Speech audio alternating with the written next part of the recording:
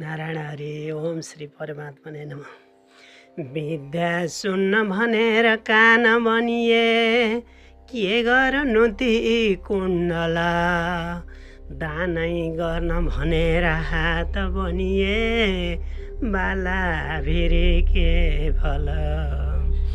जिब्रो पढ्न र मन्त्र जप्न बनियो नस्वादका खातिर, यो चोला उपकार गर्न बनियो श्रृङ्गारमा के छ र। यो चोला उपकार गर्न बनियो श्रृङ्गारमा के छ र।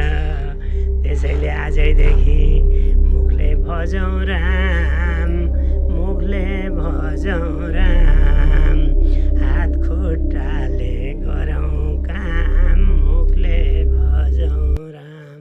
नारायण।